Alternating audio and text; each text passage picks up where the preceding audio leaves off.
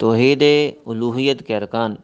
توحید اخلاص، بندے کا عبادت سے مقصود فقط رضا الہی حاصل کرنا ہو، اس کی عبادتوں کا اللہ کے سوا کوئی بھی مقصود و مطلوب نہ ہو۔ وما امروا الا لیعبدوا اللہ مخلصین لہ الدین، اور وہ نہیں حکم دیے گئے تھے مگر یہ کہ وہ اخلاص کے ساتھ اللہ کی بندگی کریں۔ توحید صدق، بندہ اپنے ارادے اور نیت میں سچا ہو، وہ اللہ کے لیے ہر طرح کی قربانی دینے پر تیار ہو۔ جہاں اللہ تعالیٰ کی توحید کی خاطر اسے تکالیف و مصائب آئیں، وہاں وہ سچائی کے ساتھ کھڑا رہے۔ فَلَوْ صَدَقُوا اللَّهَ لَكَانَ خَيْرًا لَهُمْ، بس اگر وہ اللہ سے سچے رہیں تو یہ ان کے لیے بہتر ہوگا۔ توحید طریق، اللہ تعالیٰ کی عبادت کا طریقہ وہ صرف پیارے نبی کریم صلی اللہ علیہ وسلم سے ہی لے، آپ صلی اللہ علیہ وسلم ہی کی اتباع کرے۔ قُلْ إِن كُنتُمْ تُحِبُّونَ اللَّهَ فَاتَّبِعُونِي يُحْبِبْكُمُ اللَّهُ، کہہ دیجیے اگر تم اللہ سے محبت کرتے ہو تو میری اتباع کرو، اللہ تم سے محبت کرے گا۔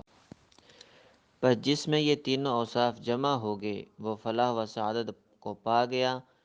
ان میں جتنا نقص ہوگا اتنی ہی عبادت ناقص ہوگی۔